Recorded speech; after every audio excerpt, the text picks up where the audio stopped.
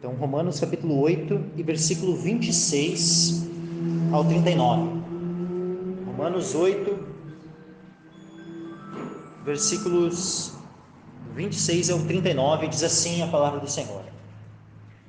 E da mesma maneira também o Espírito ajuda as nossas fraquezas, porque não sabemos o que havemos de pedir como convém, mas o mesmo Espírito intercede por nós com gemidos inexprimíveis. E aquele que examina os corações sabe qual é a intenção do Espírito, e é ele que, segundo Deus, intercede pelos santos. E sabemos que todas as coisas contribuem juntamente para o bem daqueles que amam a Deus, daqueles que são chamados segundo o seu propósito. Porque os que dantes conheceu, também os predestinou para serem conformes à imagem de seu Filho, a fim de que ele seja o primogênito entre muitos irmãos. E aos que predestinou, a estes também chamou. E aos que chamou, a estes também justificou. E aos que justificou, a estes também glorificou. Que diremos, pois, a estas coisas? Se Deus é por nós, quem será contra nós? Aquele que nem mesmo ao seu próprio Filho poupou, antes o entregou por todos nós, como nos não dará também com ele todas as coisas? Quem intentará acusação contra os escolhidos de Deus? É Deus quem os justifica. Quem é que condena? Pois é Cristo quem morreu, ou antes quem ressuscitou dentre os mortos, o qual está à direita de Deus e o que também intercede por nós. Quem nos separará do amor de Cristo? A tribulação, ou a angústia, ou a perseguição, ou a fome, ou a nudez, ou o perigo, ou a espada? Como está escrito, por amor de ti somos entregues à morte todo o dia. Somos reputados como ovelhas para o matadouro. Mas em todas estas coisas somos mais do que vencedores, por aquele que nos amou. Porque estou certo de que nem a morte, nem a vida, nem os anjos, nem os principados, nem as potestades, nem o presente, nem o porvir, nem a altura, nem a profundidade, nem alguma outra criatura nos poderá separar do amor de Deus que está em Cristo Jesus, nosso Senhor. Aleluia. Amém. Aleluia. Glória a Deus. Então peço que os irmãos se assentem. Que texto maravilhoso, né, esse que nós lemos. Esse é um texto que a gente, muitas vezes nós lemos, assim, eu, por exemplo, agora lendo assim, me arrepio, sabe, de ler um texto, né, como esse, assim. É algo tremendo, assim. Versículo Romanos 26, então, né, diz assim: da mesma maneira também o Espírito ajuda as nossas fraquezas. Então, dito aqui que o Espírito, né, o Espírito aqui é o Espírito Santo, ele ajuda as nossas fraquezas. E a primeira coisa que nós precisamos entender é que tipo de fraquezas são essas, tá? Ou pelo menos, principalmente, né, quais são esses tipos de fraquezas. Porque nós podemos, né, e eu creio que também, né, podem ser fraquezas no sentido, às vezes, né, de uma falta de entendimento, né, aquele que ainda não amadureceu o suficiente, está, né, na caminhada ali, como diz ali, porque não sabemos o que havemos de pedir como convém. Então, às vezes pode haver, sabe, né, uma falta de maturidade, né, uma falta de crescimento, né, de conhecimento da vontade de Deus, né, e isso ser uma fraqueza da qual o Espírito Santo nos ajuda, né? Então eu não excluo isso, sabe, eu entendo que isso também está contido aqui, né, nessas fraquezas pelas quais o Espírito Santo nos ajuda nessas fraquezas. Mas não se resume a isso. E aonde nós podemos entender principalmente o que são as fraquezas, tá? É pelo próprio contexto. Olha o que vem antes e o que vem depois. Antes nós temos ali, por exemplo, Romanos 8, e no versículo 17 e 18, né, no final do versículo 17 diz assim, que nós somos cordeiros de Cristo, se é certo que com ele padecemos, para que também com ele sejamos glorificados. Depois diz assim, 18, porque para mim tenho por certo que as aflições deste tempo presente não são para comparar com a glória que em nós há de ser revelada. Então, O que nos relata então aqui? Antes de nós chegarmos, né, nesse ponto aqui, que existem aflições neste tempo presente. Essas aflições, novamente nós temos aqui uma lista, né, descrita, né, mais adiante aqui, ó, por exemplo, em Romanos 8 também, né, mas o que nós acabamos de ler antes no início, versículo 35, né, quem nos separará do amor de Cristo? A tribulação, ou a angústia, ou a perseguição, ou a fome, ou a nudez, ou o perigo, ou a espada. O que acontece? Tudo isso, as angústias e todas as questões que são levantadas aqui e que não podem nos separar do amor de Cristo, essas são fraquezas. A Bíblia descreve essas questões como fraquezas. Aqui elas foram chamadas, quando Paulo fala no versículo 18 das aflições, quando é falado aqui no versículo 35, né, sobre tribulação, angústia e tudo mais, é mencionado aqui que isso aqui são fraquezas? Aqui não, diretamente. A gente só vê a palavra fraquezas no versículo 26. Mas esse é um contexto onde nós vemos as aflições antes, onde nós vemos, né, as perseguições e tudo mais depois. E quando nós vamos comparar, e aí para nós entendermos bem o texto da Escritura, nós precisamos muitas vezes comparar com outros textos. Então nós temos aqui o termo fraquezas. Existe o termo fraquezas em outros textos da Escritura? Existe. E vamos pegar aqui um exemplo, tá, bem claro, onde repetidamente é usado o termo fraquezas, e os irmãos vão entender como é que sim, isso está conectado com as aflições que nós temos neste mundo, né, com as tribulações, perseguições, angústias, né, e tudo mais que nós podemos sofrer neste mundo. 2 Coríntios, capítulo 11.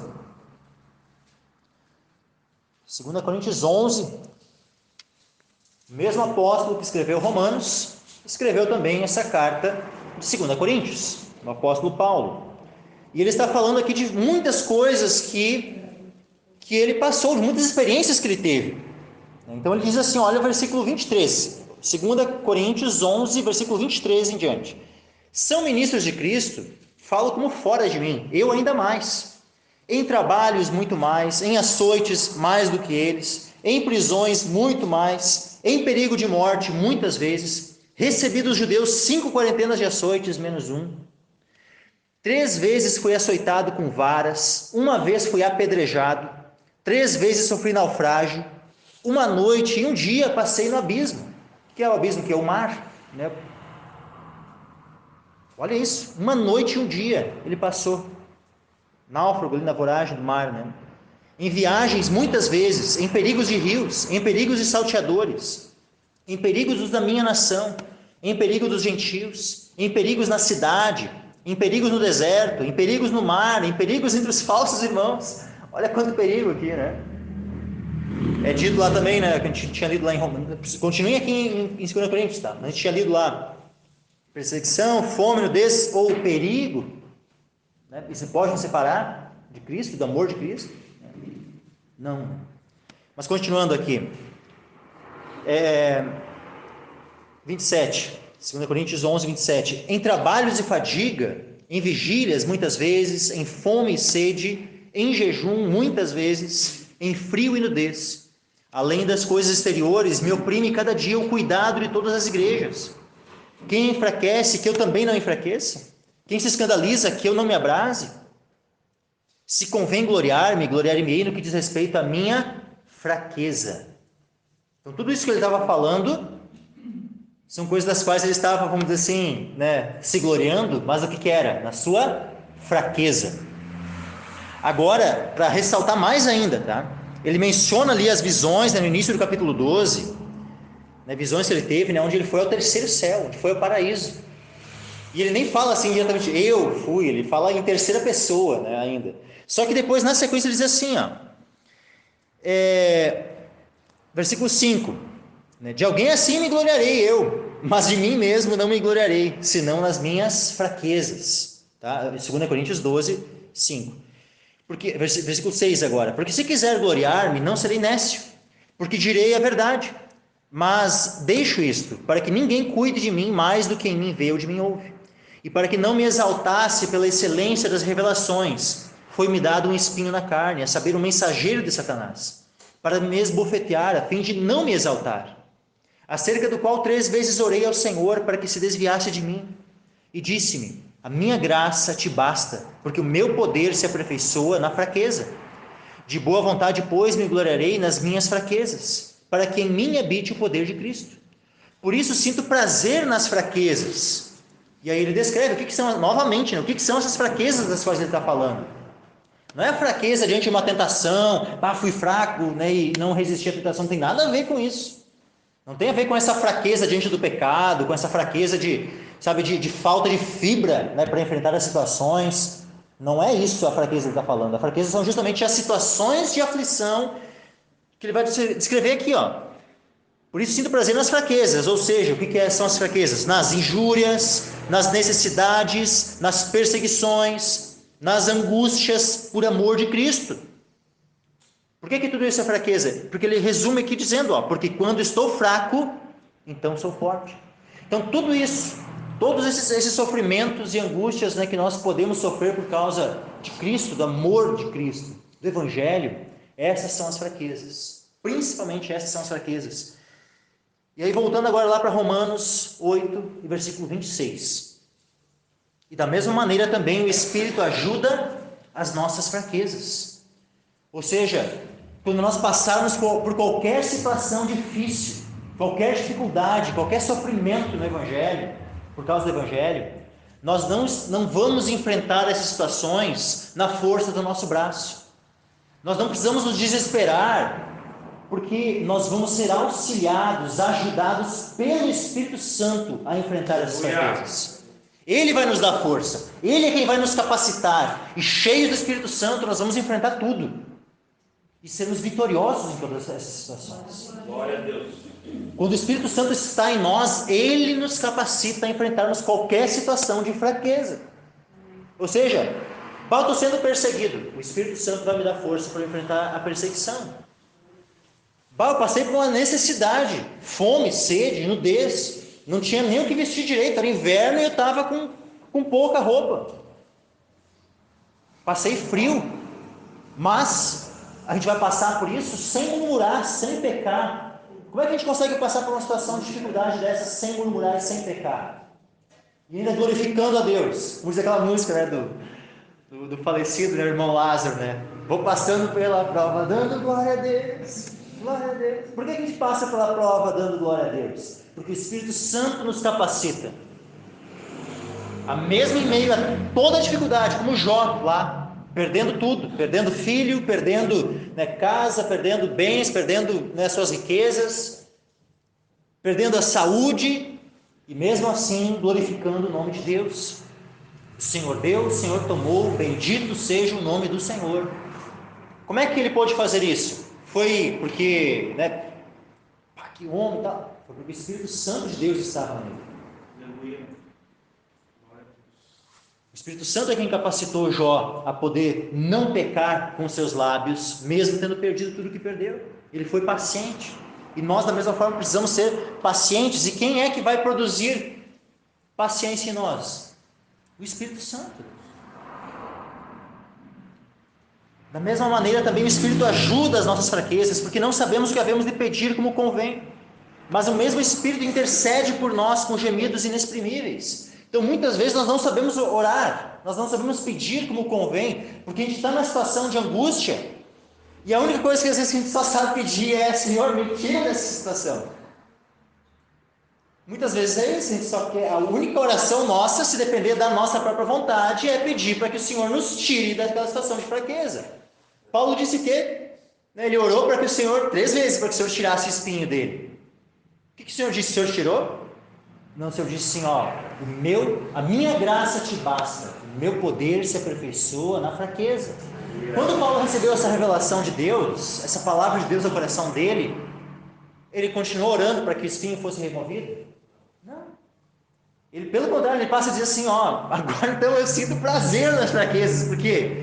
Porque quando estou fraco, então é que eu sou forte. Ou seja, porque o poder de Deus está sendo aperfeiçoado em mim. Eu sei que essas aflições, essas tribulações e angústias estão produzindo um peso eterno de glória, sobre modo excelente, muito mais gente pode imaginar. Então, como é que é isso? Por que ele consegue, né, mudar a sua oração? Antes ele não estava orando, né? Ele estava ali, pedindo, não como convém. Mas no momento que o Espírito Santo deu aquela revelação a ele, né, aí ele passa a orar de maneira conveniente. Porque o Espírito Santo está capacitando a isso. Então, e aquele, versículo 27, o Espírito Santo, né, ele intercede por nós. Aqui nós já temos um outro ponto. O Espírito, ele nos ajuda em nossas fraquezas. Mas não é simplesmente e somente uma ajuda nos dando força e nos capacitando a enfrentar, mas também intercedendo por nós. Olha que coisa gloriosa, meus irmãos. Sabe, nós podemos interceder uns pelos outros. E é tão bom, sabe, quando nós ouvimos, né, a gente está passando por uma situação, a gente fala dessa situação para o irmão, e esse irmão ora conosco, intercede por nós. Né, quando a gente pede, estou, né, passando uma situação difícil, tô doente, ou meu filho está assim, ou sabe, aconteceu alguma coisa na minha família e tal, ora por mim. E aí o meu pai, não, oro sim, vou orar e tal, e ora, né? Sabe, é tão bom, é tão, sabe, né, traz um conforto, uma alegria, sabe, né, quando os nossos irmãos oram, quando, né, os santos de Deus intercedem, né, uns pelos outros. Mas que coisa muito mais gloriosa, né, e bendita assim, é o fato de o próprio Espírito Santo interceder por nós. Sabe, o Espírito intercede por nós, com gemidos inexprimíveis. Não é com, né, de maneira assim que a gente vai ali entendendo tudo que o Espírito Santo está falando, é com gemidos inexprimíveis, mas ele está intercedendo por nós, e de uma maneira completamente apropriada, porque nós muitas vezes não sabemos o que pedir como convém, mas, vamos lá, versículo 27, aquele que examina os corações, ou seja, o Pai, né, aqui lógico que o Espírito Santo, o Filho e o Pai, né, a Trindade, né, as três pessoas da Trindade examinam os corações. Né, isso é uma, né, mas aqui o ponto, né, onde está focando aqui justamente, né, na obra, né, na atuação que cada pessoa da Trindade, né, opera em suas operações. Então, aqui no momento está focando que o Espírito Santo, ele intercede por nós. Intercede perante quem? Perante o Pai. Da mesma forma como depois a gente já leu ali, né, que também Cristo intercede por nós. Intercede junto a quem? Junto ao Pai. Então, quando fala aqui, aquele que examina os corações, lógico, o Espírito Santo, né, e o Filho, eles examinam os corações, mas nesse momento está falando do Pai. Então, aquele que examina os corações, né, o Pai, no caso, então aqui, ele sabe qual é a intenção do Espírito. E é ele que, segundo Deus, né, ou seja, que segundo o Pai, segundo a vontade do Pai, intercede pelos santos. Então a nossa oração, nossos pedidos muitas vezes podem ser inconvenientes. E se Deus respondesse à risca tudo aquilo que a gente pede, daqui a pouco pode ser que a gente fosse se dar muito mal lá na frente. Porque há caminhos que para o homem parecem direito, mas no fim são caminhos de morte. E da mesma forma, há orações que para nós parecem direitas, mas que no fim, em vez de trazer um benefício, poderiam nos causar nossa própria morte, meus irmãos. Então Deus sabe o que é melhor para nós, e o Espírito Santo, ele intercede segundo Deus. Ou seja, o Espírito Santo, ele intercede segundo o Pai. Lógico que o Espírito Santo, ele é Deus, mas ele, há uma harmonia plena entre o Espírito e o Pai. E é por isso que nós, como é que nós somos ouvidos? É quando a gente pede qualquer coisa que nós somos ouvidos? Não, lá em Tiago, né, capítulo 4, diz que muitas vezes nós não alcançamos aquilo que nós pedimos porque nós pedimos mal. Mas já lá em 1 João é dito que quando nós oramos, nós pedimos ao Senhor, nós alcançamos aquilo que nós lhe pedimos porque nós oramos segundo a sua vontade.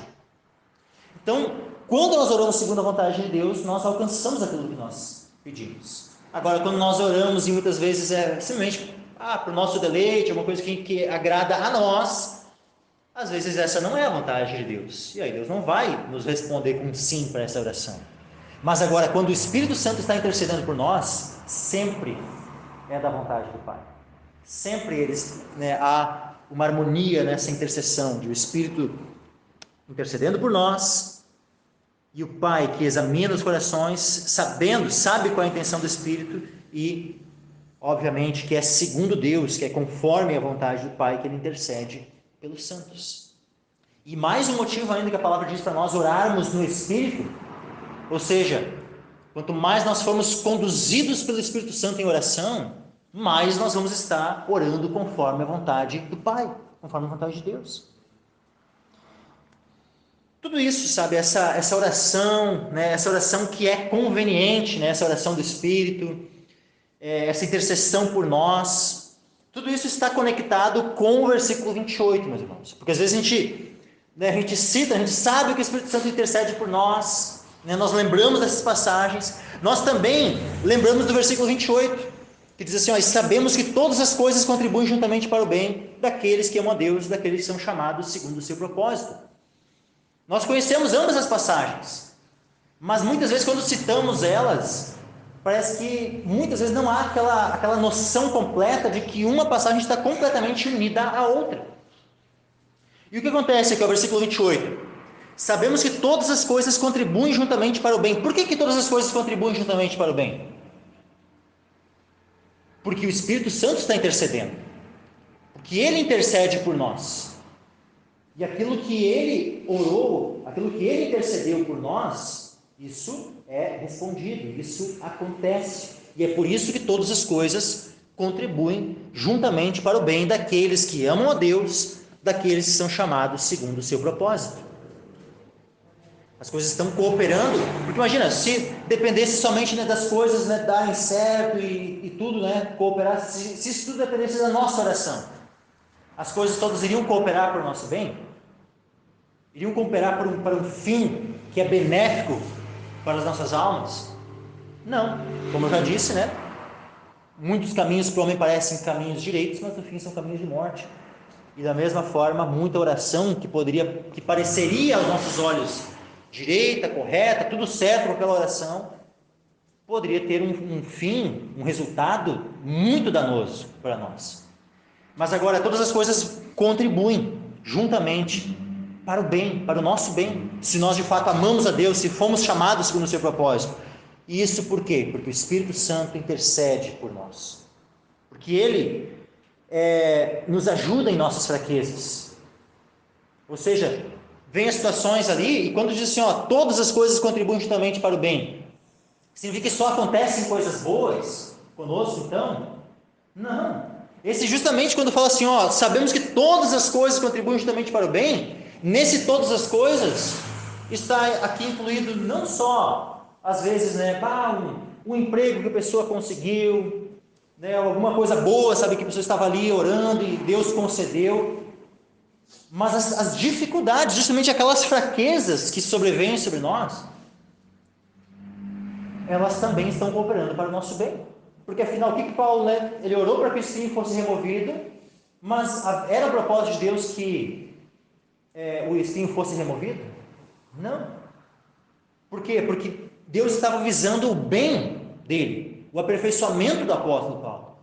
Por isso Deus diz, a minha graça te basta, o meu poder se aperfeiçoa na fraqueza. Então era melhor, o espinho justamente foi enviado, e ele mesmo diz no início, para que ele não se ensoberbecesse. Imagina se Deus, Paulo orasse, Senhor, remove o espinho. Na primeira vez que Paulo orou, Deus já disse, então tá, Paulo, eu vou remover. Aí Paulo se ensoberbece.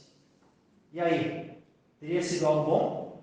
Mas agora Deus vai lá e mantém o espinho, mantém situações de fraquezas, né, sobre ele, perseguições, angústias, tribulações e tantas situações, e ele vai ali, e nem tantas outras coisas, né, que ele foi relatando, e aquilo mantém ele ali, ó, com a sua alma, né, humilhada diante de Deus, né, realmente se rebaixando, né, diante da poderosa mão de Deus. Ele se mantém humilde, e o poder de Deus sendo aperfeiçoado nele. Olha o fim, o resultado final de tudo isso. E é isso, isso é o cooperar, é contribuir para o bem. O bem que está sendo visado aqui não é o bem daquilo que nós vemos nos nossos olhos. É o bem final, que nós só vamos enxergar completamente esse bem na glória. Quando nós formos glorificados com Cristo. Ali nós vamos enxergar e entender plenamente como as coisas estavam cooperando para o nosso bem. Porque esse bem que está visando aqui é a glória. Esse é o bem. Olha só, para os irmãos entenderem como é que de fato, né, a glória é o bem final que está tendo em vista aqui, é só ver o texto, a sequência aqui, ó, do versículo 29 até o 30. Ele finaliza com: aos que justificou, esses também glorificou. Então, no final, né, o plano de Deus que começa na eleição, na predestinação, vai terminar na glorificação.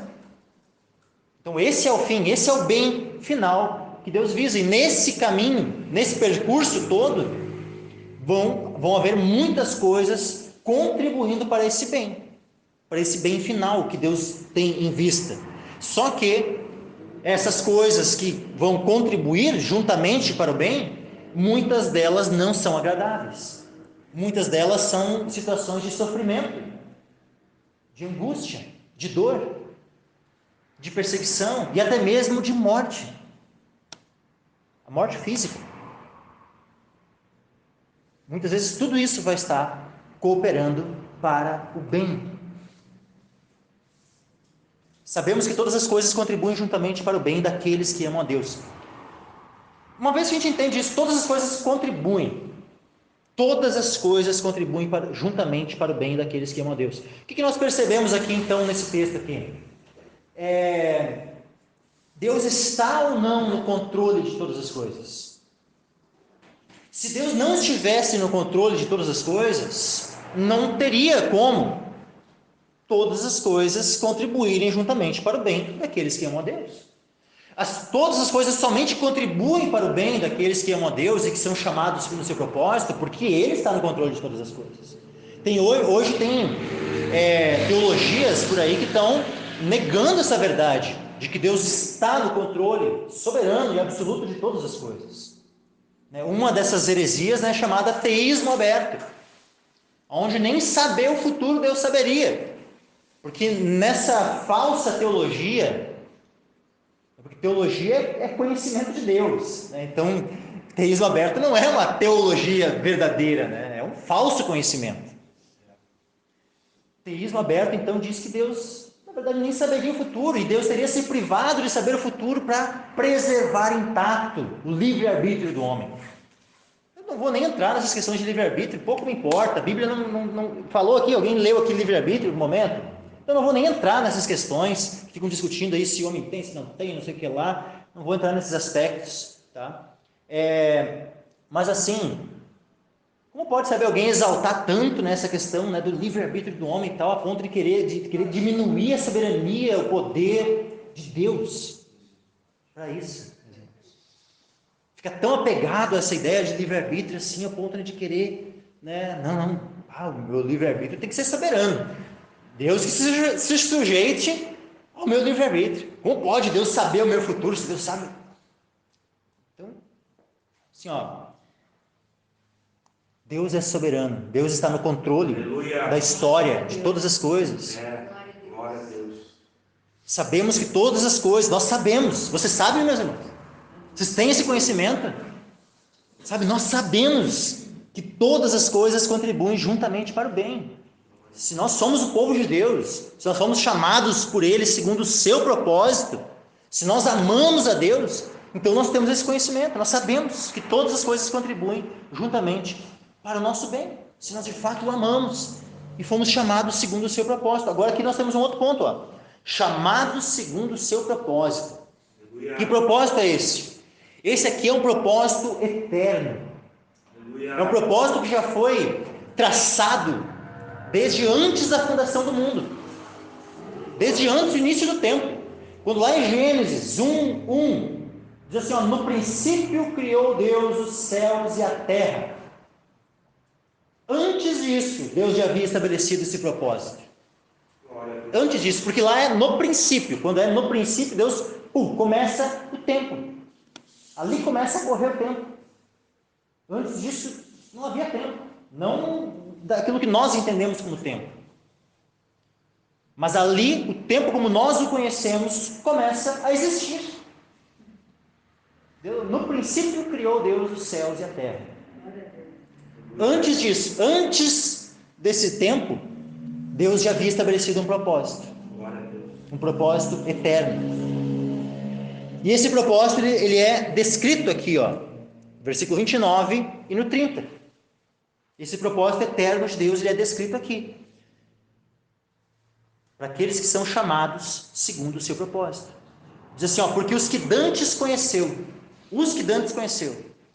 também os predestinou para serem conformes à imagem de seu Filho, a fim de que ele seja o primogênito entre muitos irmãos. Aleluia. Então, primeiramente nós precisamos entender qual é o objetivo final do propósito de Deus. O objetivo final e principal é a glória de Deus.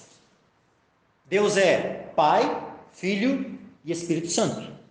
Então é a glória do Pai, do Filho e do Espírito. A glória das três pessoas da Trindade. A glória desse Deus único e verdadeiro. Esse é a consumação final deste propósito. É a glória de Deus. Porque como diz lá em Romanos 12, e versículo 36... Romanos 12, 36, porque dele, e por ele, e para ele são todas as coisas. Glória, pois, a ele eternamente. Amém. E aí aqui nós vemos aqui, mas agora para atingir esse objetivo de ele ser glorificado, ele poderia ser glorificado, ele pode ser glorificado de várias formas. Mas a forma pela qual Deus escolheu ser glorificado, por meio daquilo que ele criou, por meio desse propósito que ele estabeleceu, foi o quê? Foi, antes da fundação do mundo, ele conheceu aqueles a quem ele haveria de chamar.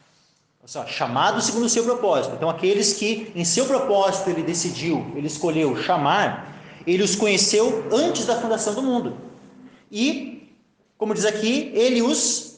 versículo 29, porque os que dantes conheceu, isso aqui é dantes do quê? É dantes da fundação do mundo. É antes da fundação do mundo. Por quê? A gente tem que entender. Estou falando aqui alguma coisa que daqui a pouco, mas como assim? Onde é que está escrito isso que é antes da fundação do mundo? Eu já vou ler com os irmãos então, antes de a gente prosseguir aqui, deixa eu ler alguns textos aqui. Efésios 1, carta aos Efésios, capítulo 1, e versículo 4 e 5.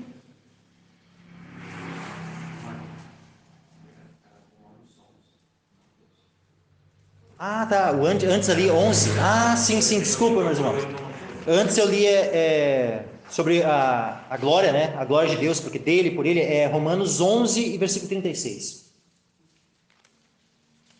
Mas agora aqui, Efésios 1, versículo 4, diz assim, como também nos elegeu nele, em Cristo, antes da fundação do mundo, para que fôssemos santos e irrepreensíveis diante dele em amor. Ou seja, com que objetivo? Para que fôssemos santos e irrepreensíveis, assim como Cristo é. Porque Cristo é santo, Cristo é irrepreensível. E o objetivo de Deus com a eleição, com essa eleição na qual ele nos elegeu nele, antes da fundação do mundo, é para que fôssemos semelhantes a Cristo, santos e irrepreensíveis, diante dele em amor. Versículo 5, e nos predestinou para filhos de adoção, por Jesus Cristo, para si mesmo, segundo o beneplácito da sua vontade. Então a vontade de Deus que é boa, perfeita e agradável, essa vontade, ela se manifestou dessa forma, nos predestinando para filhos de adoção, por Jesus Cristo, por meio dele, por meio da obra dele. Versículo 6 de Efésios 1, para louvor da glória da sua graça, pela qual nos fez agradáveis a si no amado. Glória a Deus. Então Deus nos fez agradáveis em Jesus Cristo.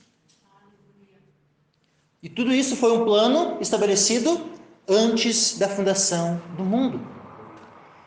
Agora, antes de a gente voltar aqui para Romanos, quero ler um outro texto, tá? Que é 2 Timóteo. 2 Timóteo, capítulo 1 e versículo 9. 2 Timóteo 1, 9, que diz assim, ó, está falando sobre Deus, né? Que nos salvou e chamou. Então, ó, aqui fala que nos salvou, né? Quem é o sujeito aqui desse verbo, né? Que nos salvou? É Deus, né? Lógico, Deus é por meio de Cristo, né? Mas Deus, né? Porque recém falando no final do versículo 8, né? Segundo o poder de Deus, né? Que nos salvou e chamou com uma santa vocação.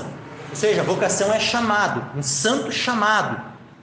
Ele nos chamou com uma santa vocação. Então esse chamado é um chamado santo. Nos chamou com uma santa vocação, não segundo as nossas obras, mas segundo o seu próprio propósito e graça, que nos foi dada em Cristo Jesus antes dos tempos dos séculos. Ou seja, antes de existir tempo. Antes da fundação do mundo. Então, quando é que a graça nos foi dada? Tu recebeu a graça do Senhor? A graça nos foi dada quando? Dentro do propósito de Deus, ela nos foi dada antes dos tempos dos séculos. Olha só, segundo, nós somos salvos, chamados com uma santa vocação, não segundo as nossas obras, mas segundo o seu próprio propósito e graça, que nos foi dada em Cristo Jesus antes dos tempos dos séculos. E agora nós voltamos aqui para Romanos. Romanos 8, versículo 29 e 30. Então, os que dantes conheceu são aqueles que Deus conheceu e elegeu.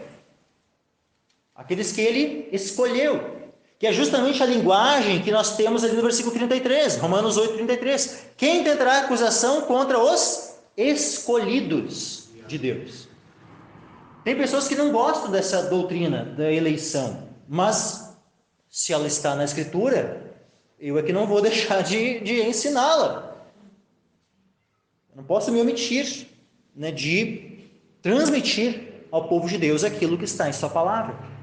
Então, versículo 29, porque os que dantes conheceu, também os predestinou. Então, aqueles que ele havia escolhido antes da fundação do mundo, ele os predestinou para serem conformes à imagem de seu Filho, para serem a imagem de Jesus Cristo, a fim de que ele, Jesus Cristo, seja o primogênito entre muitos irmãos.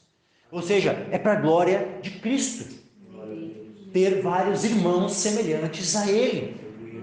Então, coisa tremenda, meus irmãos, que o fato de nós sermos glorificados com a semelhança com Cristo, Deus compartilha conosco da sua glória, mas o fim não é a glória nossa, mas o fim é a glória dele. Por quê? Olha os 24 anciãos, eles estão lá, assentados em 24 tronos, em coroas nas suas cabeças. Mas o que eles fazem com as suas coroas? Eles depositam aos pés do Senhor, aos pés de Deus.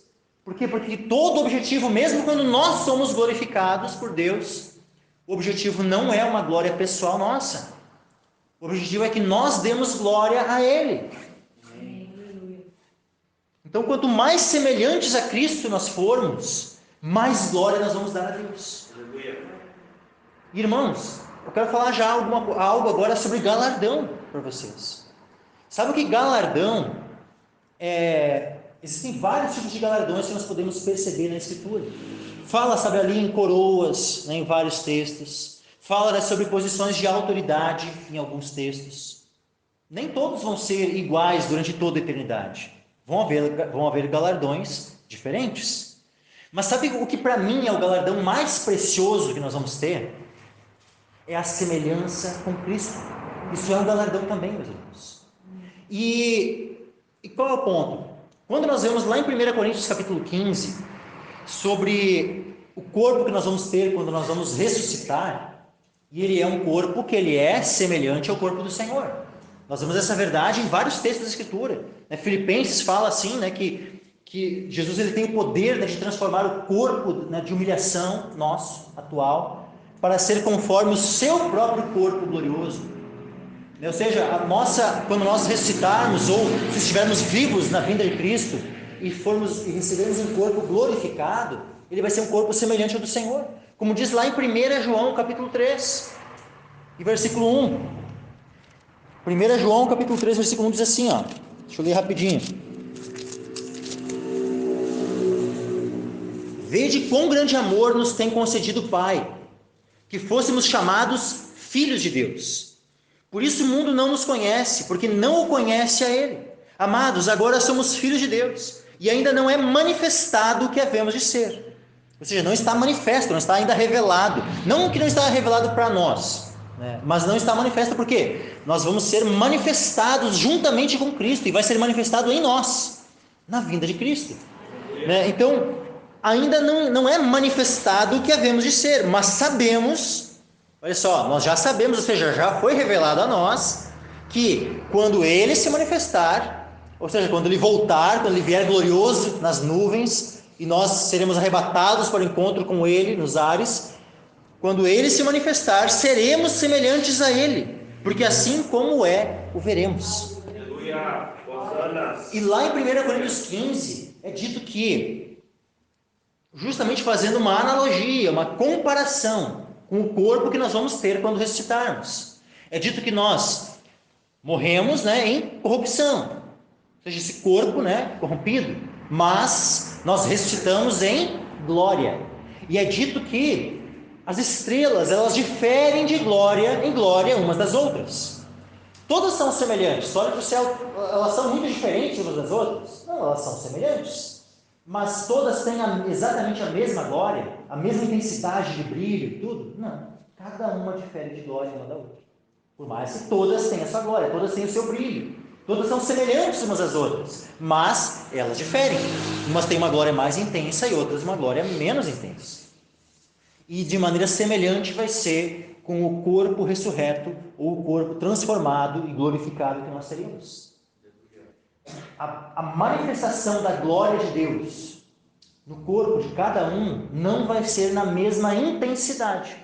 Todos vão ter semelhança com o Senhor. Todos os salvos serão semelhantes ao seu Senhor, mas nem todos terão a mesma intensidade de glória. E quanto mais intensidade de glória nós tivermos em nossos corpos, eternamente, mais glória nós vamos dar ao Senhor. Por quanto mais glória o Senhor nos der, é para que Ele seja glorificado por essa glória. Então tem pessoas que dizem assim, eu não me importo com o galardão.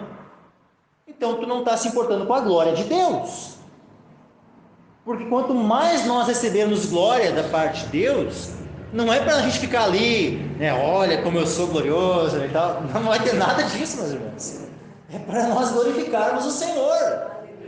Então, se nós queremos glorificar o Senhor por toda a eternidade, de maneira muito intensa, que nós venhamos assim nos preocupar com o galardão. Porque o galardão, ele é para tributar glória a Deus. Porque justamente ele aqui, o principal objetivo de Deus em todo esse plano grandioso, esse propósito eterno, é que sejamos conformes à imagem de seu Filho, a fim de que ele seja primogênito entre muitos irmãos.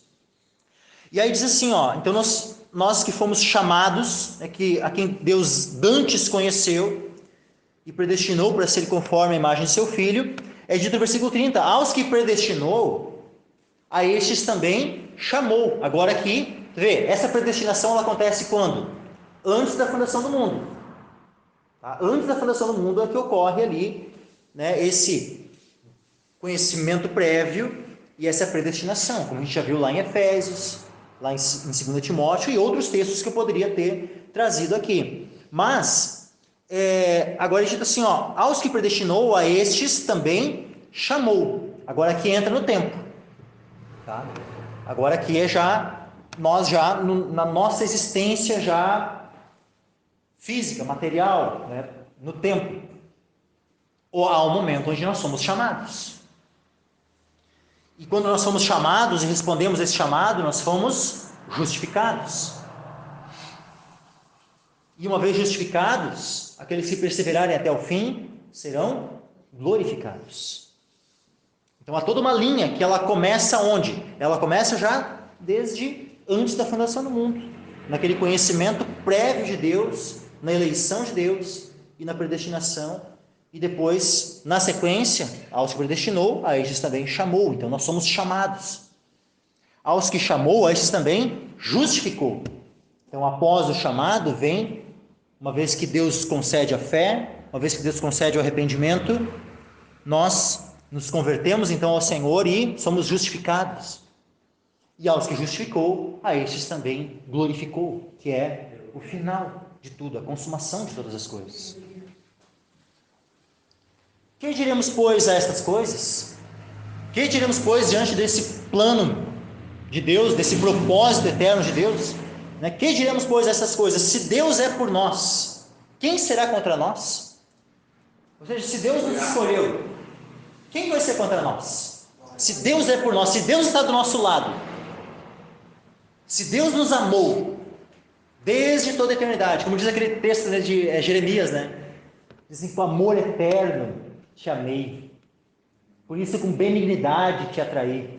Sabe que texto glorioso, bendito, saber que Deus nos amou desde a eternidade, nós nem existíamos ainda, não havíamos sequer, nem o nosso tataravô lá tinha nascido ainda, mas Deus já nos amava, e com benignidade nos atraiu. Ele nos chamou, Ele nos justificou, e Ele também vai nos glorificar. E aqui é tão certo, sabe, esse propósito de Deus, porque Deus não está dentro do tempo, meus irmãos. Lógico que Ele está também, Ele age dentro do tempo, mas Ele não está preso, Ele não está restrito ao tempo como nós estamos. O tempo não limita Deus. Então, diante de Deus, as suas obras todas já estão acabadas, porque o tempo é algo que Ele criou, não é maior que Ele, não engloba Ele. Ele engloba todo o tempo, mas Ele não é englobado pelo tempo. Ele age dentro do tempo, mas Ele, diante de Deus, as suas obras já estão acabadas. Então, Ele já fala da glorificação aqui do ano passado, Aos que justificou, estes também glorificou. Não é, poderia muito bem estar assim, e aos que justificou, estes também glorificará. Poderia estar escrito assim, mas não foi dessa forma que o Espírito Santo inspirou a sua palavra para ficar registrada e revelada aqui a nós. Mas no passado. Por que no passado? Porque isso indica um propósito eterno que vai se cumprir nos seus mínimos detalhes. Ou pode um propósito de Deus ser impedido? Pode aquilo que Deus, os desígnios de Deus serem impedidos? Eu mencionei antes Jó, Jó reconheceu claramente que não. Quando a gente pega ali, finalzinho, último capítulo de Jó, capítulo 42, diz assim, versículo 2, Jó 42, 2: Bem sei eu que tudo podes e que nenhum dos teus propósitos pode ser impedido. Nenhum dos propósitos de Deus pode ser impedido. Então, por isso que fala já no passado, a própria glorificação ela já é colocada, apresentada aqui nesse contexto, como passado, porque diante de Deus o propósito já está pleno, e é certo, nada vai ser alterado, não é possível, sabe, que algum daquilo que Deus estabeleceu como propósito dele, desde a eternidade, que isso venha a ser alterado, mudado por causa do homem e tal, que o homem tem esse poder de alterar. Deus está ali olhando e, agora o que esse homem vai fazer? Mudou os meus propósitos, agora não vai mais ser... Não existe isso. Isso não existe, meus irmãos. Quem diremos, pois, estas coisas? Se Deus é por nós, quem será contra nós? Versículo 32: Aquele que nem mesmo a seu próprio filho poupou, antes o entregou por todos nós, como nos não dará também com ele todas as coisas? Pensa, meus irmãos, Deus deu o seu próprio filho, como diz lá em Isaías, um filho se nos deu. Deus deu o seu próprio filho, Deus entregou o seu próprio filho por nós, como Ele não vai dar juntamente com Ele todas as coisas? Não é dito que nós somos co-herdeiros de Cristo? Se Deus nos deu o próprio Cristo, como é que não vai nos dar todas as outras coisas juntamente com Ele? Aquele que nem mesmo o seu próprio filho poupou, antes o entregou por todos nós, como nos não dará também com Ele todas as coisas? E olha isso, meus irmãos, aquele que nem mesmo ao seu próprio filho poupou. Deus não poupou o seu próprio filho. Por que Deus não poupou o seu próprio filho? Haveria alguma possibilidade para que os eleitos fossem salvos? para que aqueles que Deus chama, aqueles que Deus justificou, para que esses fossem salvos, haveria alguma possibilidade de esse plano se concretizar sem que Jesus fosse para a cruz, sem que Jesus fosse castigado em nosso lugar? Haveria alguma possibilidade? Não. Se houvesse, quando Jesus orou, Pai, se possível, passa de mim esse cálice, o cálice haveria passado. O filho estava pedindo, se possível, passe de mim, mas não seja feita a minha vontade, mas a tua.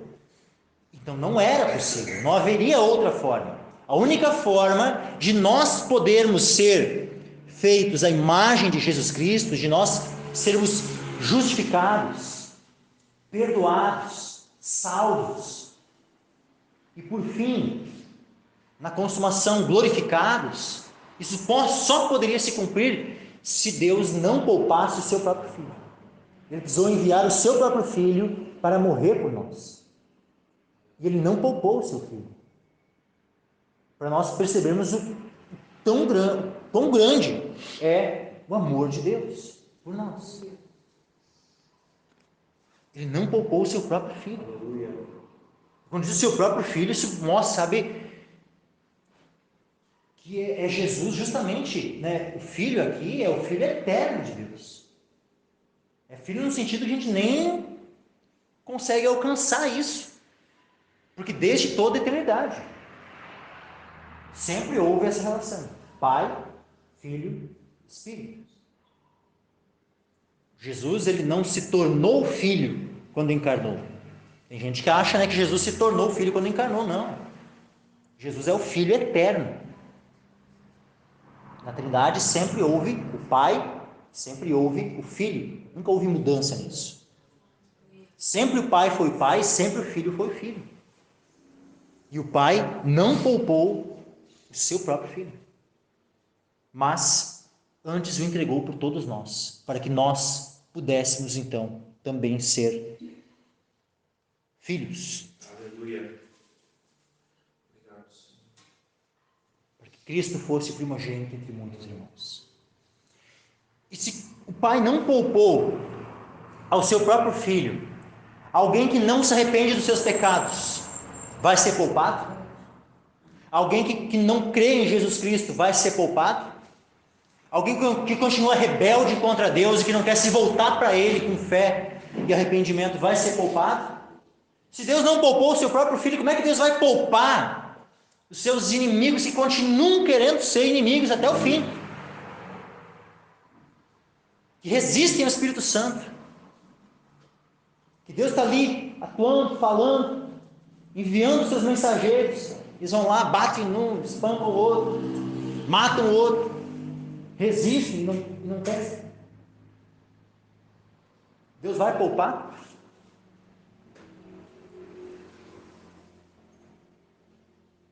Então que nós venhamos, sabe, a confiar em Cristo, a nos entregar completamente a Ele, a crer nele, porque Deus amou o mundo de tal maneira que deu o seu Filho unigênito para que todo aquele que nele crê não pereça, mas tenha vida eterna. Então, uma vez que nós somos chamados, que nós venhamos a dar ouvidos a esse chamado. Uma vez que nós, sabe, recebemos esse chamado, né, do Evangelho sendo pregado a nós, que nós não venhamos a resistir àqueles que estão pregando. Mas, pior ainda, que nós não venhamos a resistir àquele chamado interno do Espírito Santo nos convencendo do pecado, da justiça e do juízo. Que nós não venhamos a resistir a essa atuação do Espírito Santo. Que nós venhamos a dar, sabe, a atender tanto a esse chamado, né, dos pregadores do Evangelho, como também a atender esse chamado interno do Espírito Santo atuando em nós. Aleluia. Sim. Venhamos a dar ouvidos e não resistir. Quem tentará acusação contra os escolhidos de Deus? Quem tentará acusação contra os escolhidos de Deus? Alguém consegue intentar acusação? Tem um acusador, né? Ele intenta acusar. Quem tentará acusação contra os escolhidos de Deus? É Deus quem o justifica. Quem é que condena? É Cristo. Pois é Cristo quem morreu, ou antes quem ressuscitou dentre os mortos, o qual está à direita de Deus, o que também intercede por nós. Então Jesus ele morreu, Jesus ele ressuscitou, e ele subiu aos céus e está à direita do Pai. E ele intercede por nós. Ele intercede por nós em que posição? A gente pode descrever essa posição de Cristo como nosso intercessor de duas formas. Como nosso sumo sacerdote, orando, intercedendo por nós, mas também como nosso advogado. Aleluia. Nós podemos identificar aqui como uma corte de justiça, onde o Pai está ali como um juiz, e Jesus está ali como nosso advogado, intercedendo por nós. E o diabo é o nosso acusador. Porque é dito, olha só que tremenda essa palavra em Apocalipse, meus irmãos. Apocalipse 12,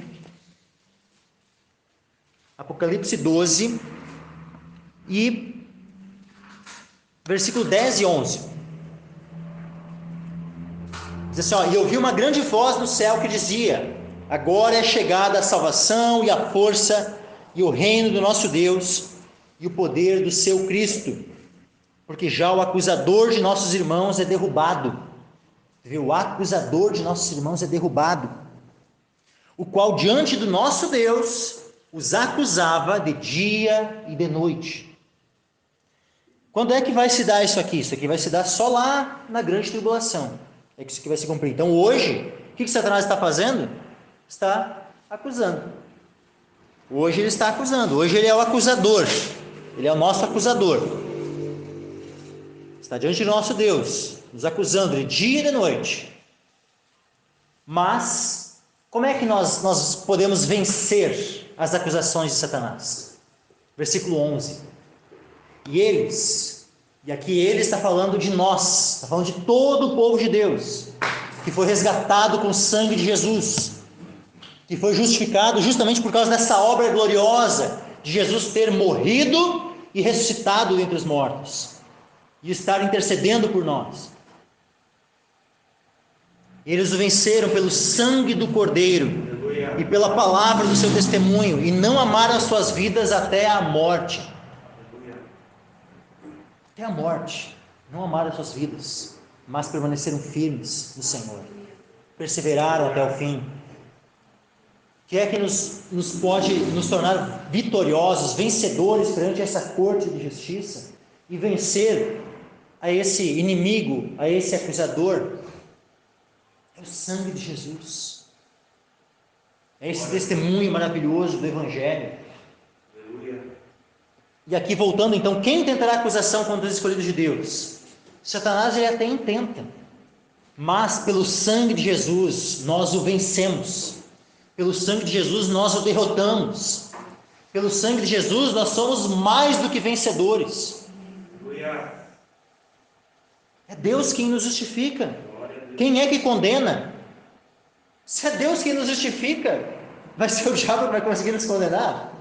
Se é Deus que é o juiz que diz, é justo, a justiça do meu filho é imputada sobre este,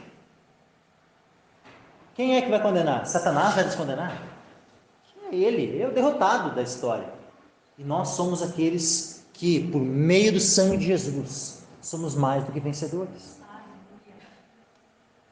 Cristo quem morreu antes, quem ressuscitou dentre os mortos, o qual está à direita de Deus, o que também intercede por nós. Que coisa tremenda é termos esse advogado, esse sumo sacerdote, que constantemente intercede.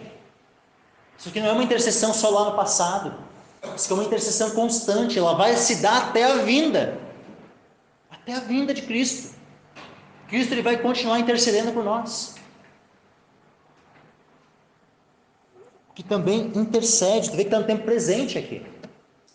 Aqui não é que intercedeu, não é que intercederá, é que intercede, é algo que era presente naquele tempo, e como Cristo é o mesmo ontem, hoje e sempre, ele vai continuar intercedendo por nós.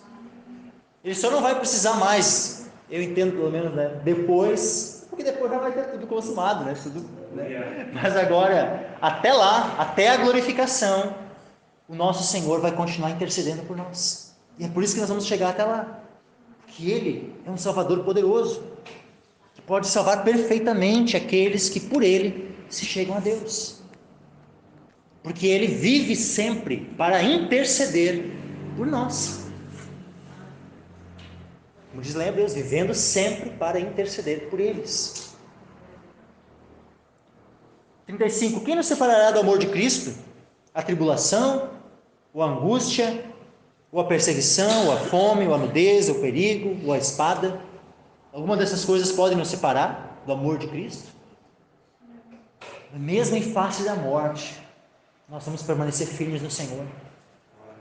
Mesmo em face da morte, pelo poder do sangue de Jesus, nós vamos estar firmes e vamos vencer a Satanás. Ele vai ser o derrotado e nós vamos ser mais do que vencedores. Versículo 36, como está escrito, por amor de ti somos entregues à morte, todo dia. Somos reputados como ovelhas para o matador. Podem nos perseguir, podem nos matar, podem fazer o que for conosco. Nós vamos continuar firmes com o nosso Senhor. Nós vamos continuar amando o nosso Senhor. E mais do que isso, Ele vai continuar nos amando. Ele vai continuar intercedendo por nós. Ele vai continuar nos dando força para prosseguir, para estarmos firmes nele.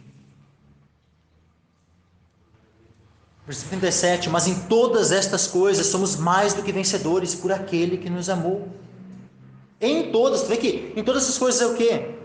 Tribulação, angústia, perseguição, fome, nudez, perigo, espada, qualquer outro tipo de angústia, aflição, tribulação, qualquer coisa. Em todas essas coisas, em todas, não é somente quando o Senhor nos livra dessas coisas, que aí nós somos vencedores. Venci aquela situação, escapei, não estou mais debaixo daquilo. Não é mesmo enquanto nós estamos sendo atribulados, mesmo enquanto nós somos perseguidos, angustiados, mesmo quando passamos fome e nudez, perigo, ou até mesmo a espada, ou seja, mesmo que nós morramos como mártires. Em todas essas coisas nós somos mais do que vencedores. E não é mais do que vencedores porque olha como eu sou forte, olha como o meu amor pelo Senhor era tão grande.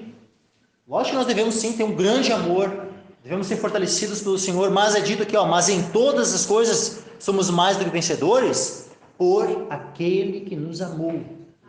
O foco não é nós, o foco é Cristo, o foco é o Pai, o foco é o Espírito que intercede por nós em nossas fraquezas, e então em todas essas coisas nós somos mais do que vencedores.